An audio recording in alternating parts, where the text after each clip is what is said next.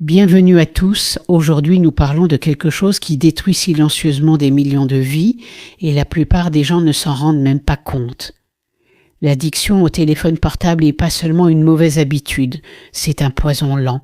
Elle vole votre concentration, elle vole votre sommeil, elle vole votre confiance, elle vole votre santé. Et la partie la plus dangereuse est celle-ci.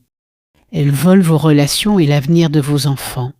Si vous vous sentez fatigué tout le temps, si votre esprit est distrait, si vous ne pouvez pas étudier profondément, si vous ne pouvez pas travailler correctement, si vous vous sentez anxieux sans raison, si vous vérifiez votre téléphone encore et encore, alors cette vidéo n'est pas optionnelle pour vous, cette vidéo est nécessaire. Parce qu'aujourd'hui, je ne vais pas seulement vous dire que les téléphones sont mauvais.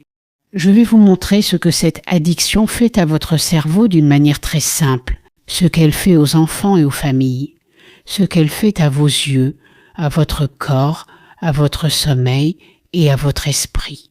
Et surtout, je vais vous donner de vraies solutions, étape par étape, pour que vous puissiez reprendre votre vie. Cette vidéo est importante parce que votre téléphone n'est plus seulement dans votre main, il est dans votre esprit. Et si vous ne le contrôlez pas maintenant, il contrôlera votre avenir. Alors écoutez jusqu'à la fin, parce que les solutions à la fin peuvent changer votre vie, parce que j'explique tout d'une manière très claire et très simple. Assurez-vous de vous abonner et de rejoindre ce parcours. Le choc de la réalité 1990 contre 2026. Imaginez que nous sommes en 1990, le soir, vous sortez et vous voyez la vraie vie.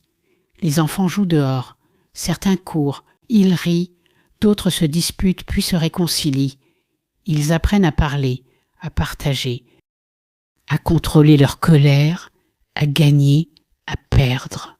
Les parents sont assis ensemble, ils parlent face à face, ils écoutent pleinement. Même si la vie est difficile, leurs esprits sont présents. Si quelqu'un était triste, les gens le remarquaient.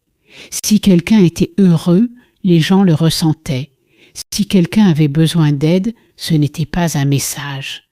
C'était un être humain assis juste là. Les gens n'étaient pas parfaits en 1990, mais une chose était forte. Ils étaient ensemble, physiquement et mentalement. Maintenant, imaginez 2026, même soirée, même maison, mais le monde est complètement différent. Une famille est assise dans une pièce, le père fait défiler son téléphone, la mère regarde des vidéos courtes, l'adolescent joue à des jeux et le plus petit enfant pleure. Alors quelqu'un donne un téléphone à l'enfant pour le faire taire. Maintenant tout le monde est silencieux, pas un silence paisible, un silence mort. Ils sont ensemble dans la même pièce, mais leurs esprits sont dans 4 mondes différents. Pas de contact visuel, pas de vraie discussion, pas d'écoute profonde. Même quand quelqu'un parle, l'autre dit « Attends, juste 1 minute ». Tout en regardant encore son téléphone. C'est le vrai choc. En 1990, les gens s'ennuyaient parfois, mais ils étaient connectés. En 2026, les gens sont divertis tout le temps, mais ils sont déconnectés. En 1990, l'ennui créait la créativité. Les enfants inventaient des jeux à partir de rien. Ils utilisaient leur imagination. En 2026, l'ennui devient une panique, parce que le cerveau a été entraîné.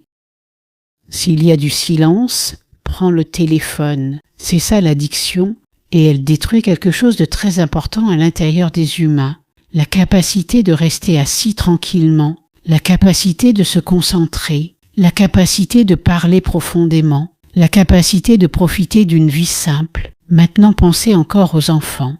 En 1990, un enfant apprenait la vie à partir de la vraie vie. Il regardait les visages. Il copiait les émotions. Il apprenait les mots en écoutant les adultes. Il apprenait la confiance en jouant dehors. En 2026, beaucoup d'enfants apprennent la vie à partir d'un écran.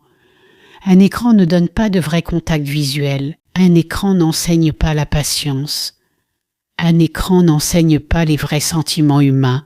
Un écran donne des couleurs rapides, des sons rapides, un plaisir rapide. Alors l'enfant devient silencieux, oui, mais le cerveau devient agité.